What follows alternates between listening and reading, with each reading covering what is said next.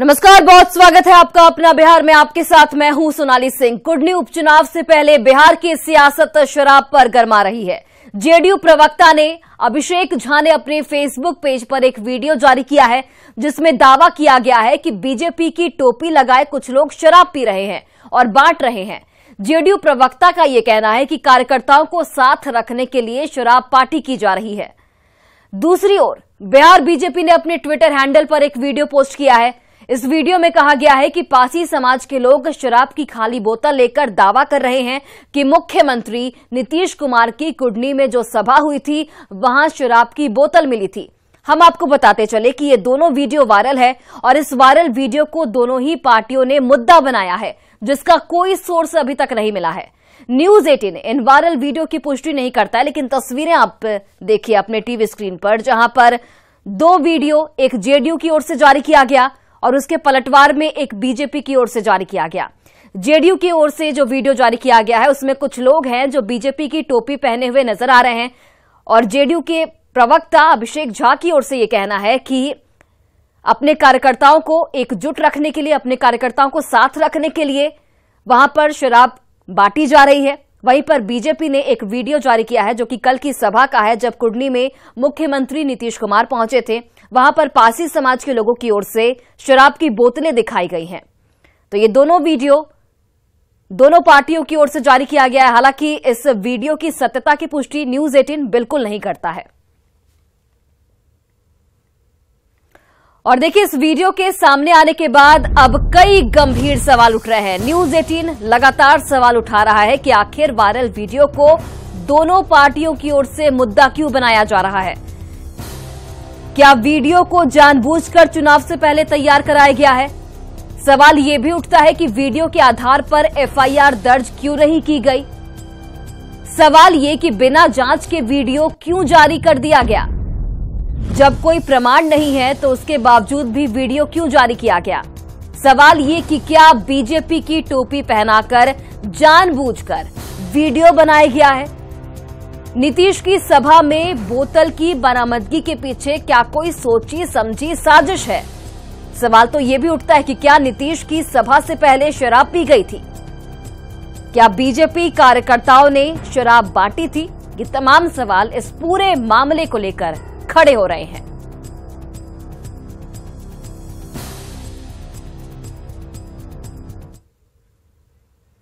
और देखिए, जेडीयू प्रवक्ता अभिषेक झा ने कहा कि बीजेपी कार्यकर्ता द्वारा शराब परोसने के वीडियो से सब कुछ साफ है।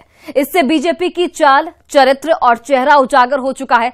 शराबबंदी की धज्जियां उड़ाई जा रही हैं। इस बात की तो पुष्टि नहीं हो पाई है, लेकिन प्रत्यक्ष को प्रमाण की आवश्यकता नहीं होती है। वीडियो में साफ तौर पर दिख रहा है कि भाजपा का पट्टा पहने हुए, टोपी लगाए हुए कार्यकर्ता शराब को ऐसे परोस रहे हैं जैसे ये चरणामृत हो, जो दिखलाता है कि भाजपा का असली चाल, चरित्र और चेहरा क्या है। शराबबंदी का समर्थन किया करते थे और अब शराबबंदी का मौखौल उड़ा रहे हैं। अब समझ में आ रहा है कि इनके वरिष्ठ नेता शराबबंदी के खिलाफ क्यों बोलते थे। तो अब देखिए, जेडीयू प्रवक्ता अभिषेक झा को आप सुन रहे थे, जिन्होंने कहा कि सत्य को प्रमाण की जरूरत नहीं होती। हालांकि हम इस बात की पुष्टि बिल्कुल नहीं करते, लेकिन ये वीडियो आपकी टीवी स्क्रीन पर, जहां पर कुछ लोग हैं जो बीजेपी की टोपी पहने हुए हैं और शराब बांटी जा रही है। और इस वीडियो को शेयर करते हुए अभिषेक झा ने खुले तौर पर बीजेपी पर कई गंभीर सवाल उठाए हैं। सीएम की सभा में शराब मिलने पर बीजेपी ने महागठबंधन पर हमला किया है। बीजेपी प्रवक्ता अरविंद सिंह ने कहा कि पूरे बिहार में करोड़ों के नाजायज शराब का कारोबार धड़ल्ले से जारी है। जो माननीय मुख्यमंत्री जी के सभा में शराब की बोतलें मिल रही है, यह साबित करता है कि पूरे बिहार में माननीय मुख्यमंत्री जी के नेतृत्व में 50,000 करोड़ का नाजायज दारू और बालू का कारोबार चल रहा है।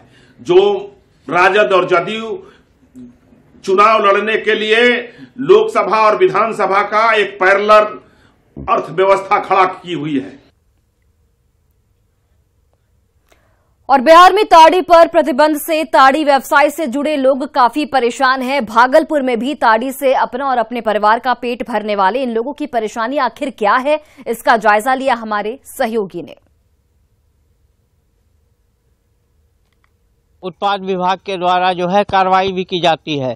लेकिन इस पेशे से जुड़े जो पासी समाज के लोग हैं, उनकी एक बार फिर मांग उठी है कि जो ताड़ी पर प्रतिबंध लगाया गया है उसे सरकार वापस ले ले, क्योंकि इन लोगों का जीवन जो है उसी से चलता था, घर परिवार जो है उसी से चलता था। अभी हम हैं बरारी स्थित पॉलिटेक्निक कॉलेज के हाटे में, जहां खजूर के काफ़ी पेड़ लगे हुए हैं और उस पर जो है आप देख सकते हैं कि मिट्टी का बर्तन भी लगा हुआ है जिसमें नीरा निकलता है और उस नीरा को लोग यहां से उतार कर घर ले जाते हैं। लेकिन जब वह दिन में हो जाए, सुबह में वह नीरा कहलाता है और जब दिन होने के बाद नहीं बिकता है तो वही नीरा जो है ताड़ी बन जाता है, जिसको लेकर विभाग के उत्पाद विभाग के द्वारा लगातार कार्रवाई की जाती है और इन लोगों को धरपकड़ की जाती है। सरकार कहती है कि नीरा सुबह 6 बजे भोर में कौन सर नीरा पीने के लिए आएंगे, 5 बजे भोर में कौन आएगा? प्रशासन नहीं लेता है। प्रशासन कोई शासन नहीं लेता। बोल तो गए बहुत बार कि नीरा लिया जाएगा, लेकिन कोई लेने के लिए नहीं आता। नीरा के स्टॉल्स लगते हैं, वहाँ बिक्री होती है। यहाँ से संडिस के सामने हम लोग लगाते हैं और महत्वपूर्ण स्थानों पर लगाते हैं। जीविका दीदियों को हम लोगों ने ट्रेनिंग दिया है। जीविका दीदी की जो रसोई है उस पर भी नीरा बेचने की व्यवस्था की गई है। और ऐसे जो परिवार हैं जो कि ताड़ी का उत्पादन करते हैं, उनको सतत जीविकोपार्जन से जोड़ा गया है। काफ़ी परिवारों को, लगभग 6000 से ज़्यादा परिवारों को हम लोगों ने जिले में जोड़ा है। और आपने माननीय मुख्यमंत्री जी का अभी अभिभाषण सुना है, इसमें अब 1 लाख तक की सहायता जो है ऐसे अति निर्धन परिवारों को दी जाएगी। तो इस पे तेजी से काम हो रहा है। नीरा से अन्य प्रोडक्ट्स बनाना, मतलब ताड़ी से बेसिकली गुड़ और जो अन्य सामग्री बनती है उसमें भी सबौर कृषि विश्वविद्यालय शोध कर रहा है। तो इस सीजन में इसमें काफ़ी अच्छी प्रगति देखी जाएगी। नीरा है वह दिन होने के बाद, ताड़ी बन जाने के बाद जो है इन लोगों पर उत्पाद विभाग के द्वारा कार्रवाई की जाती है और इन लोगों का कहना है कि जो ताड़ी पकड़ाता है उसमें शराब का मामला दर्ज कर इन्हें जेल भेज दिया जाता है। अब देखने वाली बात है कि सरकार इस पर क्या कार्रवाई करती है। आशीष रंजन, न्यूज़ 18 भागलपुर। और बेतिया में प्रॉपर्टी डीलर और सभापति के उम्मीदवार राजेश श्रीवास्तव की 4 नकाबपोश अपराधियों ने गोली मारकर हत्या कर दी है, जिससे इलाके में सनसनी फैल गई है। घटना नरकटियागंज शहर के बीचों बीच स्थित भगवती सिनेमा रोड की है। बताया ये भी जा रहा है कि राजेश श्रीवास्तव अपने एक सहयोगी के साथ अपने कार्यालय में बैठे हुए थे, तभी 4 की संख्या में आए बदमाश वहां पर पहुंचे और गोलियों की बौछार कर दी, जिसमें 4 गोली राजेश श्रीवास्तव के सीने में लगी, जबकि 1 गोली सहयोगी के पैर में लगी। गोली की आवाज सुनते ही बाजार में भगदड़ मच गई, जिसके बाद दोनों को नरकटियागंज अनुमंडल अस्पताल लाया गया, जहां राजेश की मौत हो गई, जबकि सहयोगी जिमी का इलाज इस वक्त जारी है। मामले को लेकर एसपी ने कहा कि अपराधियों की पहचान की जा रही है और जल्द ही सभी अपराधियों को पकड़ लिया जाएगा।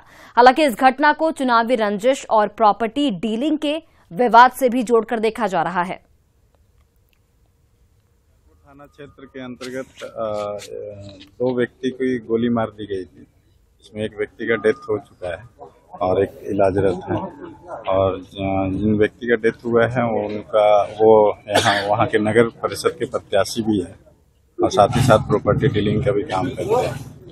और अभी तक हम लोग जो अलग अलग बिंदुओं पे छानबीन कर रहे हैं और जो भी हम लोगों को तथ्य सामने आता है उसके अकॉर्डिंगली कार्रवाई। गोलियां अभी स्पष्ट नहीं है कि कितने राउंड चलाई गई है। पोस्टमार्टम रिपोर्ट और डॉक्टर से बात करने के बाद नहीं, अभी अपराधी की गिरफ्तारी नहीं हुई है। उस संबंध में बयान लिया जाता है और उसके अकॉर्डिंगली हम लोग भी अलग अलग बिंदु पे देख रहे हैं और उसके अकॉर्डिंगली। और बेतिया में सभापति प्रत्याशी की हत्या के बाद आक्रोशित लोगों ने पुलिस को अल्टीमेटम दे दिया है। 24 घंटे के भीतर गिरफ्तारी का अल्टीमेटम यहां पर दिया गया है। तो बड़ी जानकारी आप तक पहुंचा रहे हैं। बेतिया में सभापति प्रत्याशी की हत्या के बाद अब लोगों का आक्रोश जो है वो साफ तौर पर देखने को मिल रहा है। नाराज लोगों ने पुलिस को 24 घंटे के भीतर गिरफ्तारी का अल्टीमेटम दिया है।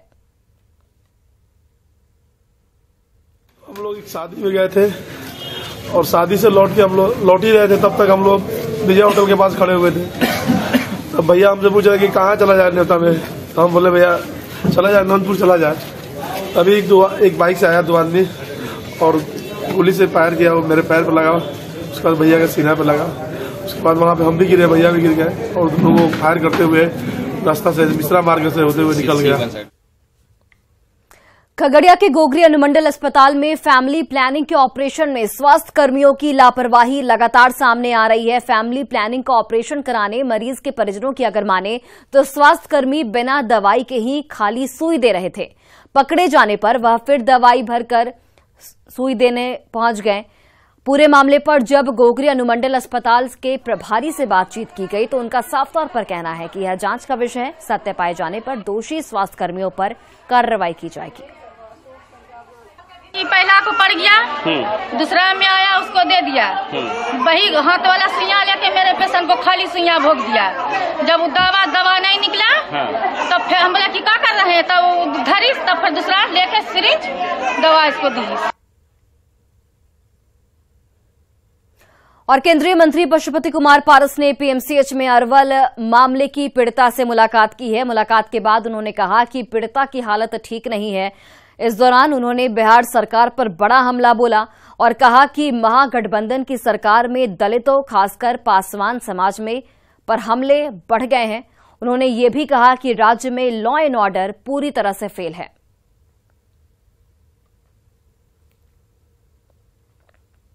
6 बरस की बच्ची है, 35% बर्निंग। भगवान करे कि ठीक हो जाए। थोड़ा नहीं, बहुत। जब से सरकार आरजेडी गठबंधन में गई है तब से बिहार का लॉ एंड ऑर्डर बिल्कुल चरमरा गया है, और खासकर दलित, और दलित में भी पासवान समाज के लोगों पर कहर ढाया जा रहा है। और जेडीयू के राष्ट्रीय अध्यक्ष के लिए ललन सिंह ने एक बार नामांकन किया है और इसके साथ ही उनका दोबारा निर्विरोध अध्यक्ष बनना तय हो गया है। नामांकन में मौके पर बिहार के जल संसाधन मंत्री संजय झा के अलावा पार्टी के राष्ट्रीय महासचिव अफाक अहमद, हर्षवर्धन सिंह और गुलाम रसूल बलियावी मौजूद रहे। मुख्य चुनाव अधिकारी अनिल हेंगड़े ने कहा कि अभी तक केवल एक ही नामांकन हुआ है।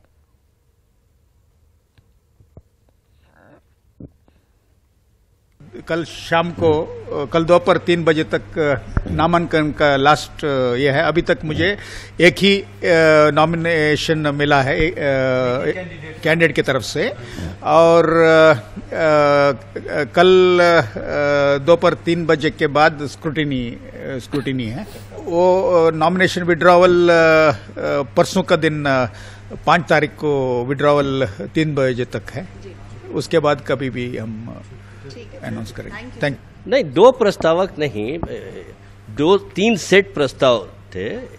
एक सेट में 10 लोग प्रस्तावक होते हैं, तो उस तरह से 30 लोग प्रस्तावक हुए। पहले सेट का जो था उसमें नीतीश कुमार जी थे, संजय झा जी थे, विजेंद्र प्रसाद यादव थे, विजय कुमार चौधरी थे। हाँ, अभी तक तो एक ही है, लेकिन ये बात अभी नहीं कही जा सकती रिकॉर्ड पे, क्योंकि कल तक नॉमिनेशन का लास्ट डेट है। और बड़ी खबर आपको पूर्णिया से बताते चले, जहां पर नवरत्न मोहल्ले में महिला से लूट हुई है। सोने की चेन लेकर लुटेरे जो हैं वो फरार बताए जा रहे हैं। बाइक पर लुटेरे सवार थे। पूरी घटना सीसीटीवी कैमरे में कैद हो गई। किशनगंज की महिला रहने वाली बताई जा रही है। बेटी के घर महिला आई थी और इसी दौरान जब वो लौट रही थी तो बाइक सवार लुटेरों ने उसके गले से सोने की चेन छीन ली और ये पूरी घटना सीसीटीवी कैमरे में कैद हो गई है। तस्वीरें आपके टीवी स्क्रीन पर। नवरत्न मोहल्ले में महिला से लूट की गई। सोने की चेन लूटकर 2 जो लुटेरे हैं वो बाइक से फरार हो गए। इसी फुटेज के आधार पर अब पुलिस इस पूरे मामले की छानबीन में जुट गई है। अपना गेट पर खड़ा हुए हैं, करीब 2 मिनट जैसा। उसी में उधर से 2 लड़का आया है और उसे बाइक रोक दिया है। एक तो बाइके पे बैठा हुआ है, मास्क लगाया है। एक तो काला करके मोटा करके उतर के 1 सेकंड जैसा वहाँ पर खड़ा है। उसके बाद हमको लोग ने आकर क्या कुछ नहीं लगा, हम समझ में नहीं आया। फिर से गला में से चैन तोड़ कर बस बैठ गया, चल गया बाइक से स्पीड से। मधेपुरा सदर अनुमंडल के कुमारखंड थाना क्षेत्र के रहटा चौक पर एक जूट गोदाम में अचानक भीषण आग लगने से लाखों का जूट जलकर राख हो गया। बताया जा रहा है कि मंटू यादव के जूट गोदाम में आग लगने से करीब 110 टन जूट जल गया है, जिसका बाजार मूल्य 40 से 50 लाख बताया जा रहा है। गोदाम में कैसे आग लगी इसका पता हालांकि अब तक नहीं चल पाया है, लेकिन आशंका जाहिर की जा रही है कि किसी ने साजिश के तहत गोदाम में आग लगाई है। स्थानीय लोगों और फायर ब्रिगेड की टीम ने करीब 3 से 4 घंटे के कड़ी मशक्कत के बाद आग पर काबू पाया है।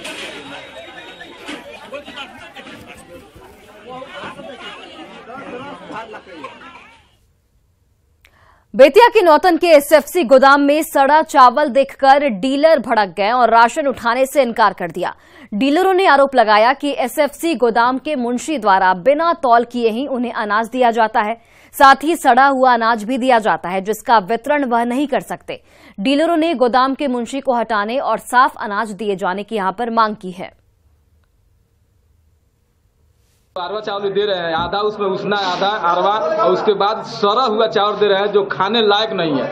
आदमी तो आदमी है, उसको पशु भी नहीं खाएगा। और यहाँ का जो मंसी है उनसे बोलने के बाद वो मंसी बोलते हैं कि हमको यही मिला, यही देंगे, आपको क्या खाना है, इसलिए हम अब माल नहीं ले जा रहे हैं।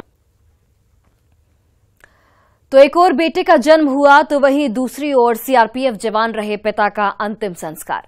मोतिहारी में इस गमगीन अवसर पर हर किसी की आंखें नम हो गई और इसी भावुक पल में गगनभेदी नारों के बीच सीआरपीएफ जवान का अंतिम दर्शन करने बड़ी संख्या में लोग पहुंचे। दरअसल सीआरपीएफ जवान विकास झा की पत्नी का प्रसव होने वाला था। इसकी कारण विकास कश्मीर से छुट्टी में घर आ रहे थे, लेकिन रास्ते में जम्मू में हृदय गति रुकने से उनकी मौत हो गई। वहीं गांव में विकास का शव पहुंचने से पहले शुक्रवार को उन्हें पुत्र रत्न की प्राप्ति हुई। शव के साथ सेना के जवानों ने बच्चों को तिरंगा सौंप गार्ड ऑफ ऑनर दिया। वहीं सांसद और विधायक भी उनके अंतिम संस्कार में शामिल हुए।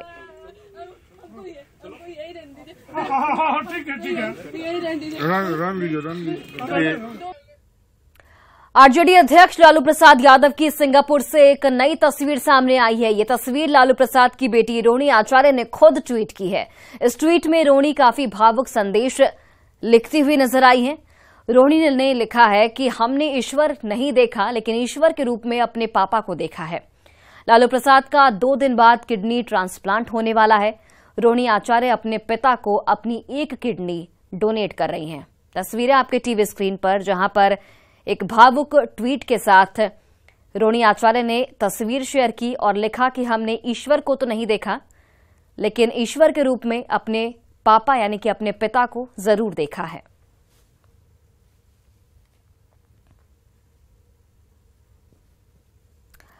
देश रत्न डॉक्टर राजेंद्र प्रसाद की जयंती आज धूमधाम से मनाई जा रही है और इस मौके पर छपरा स्थित जिला स्कूल में भी उनके प्रतिमा पर लोगों ने माल्यार्पण किया।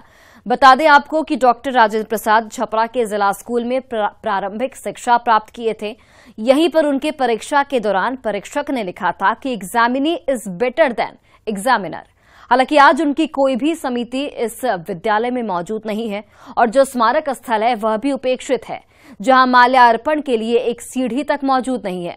लोगों ने इस स्थल को विकसित करने के साथ ही उनके स्मृतियों को यहां एक संग्रहालय के तौर पर स्थापित करने की मांग की है।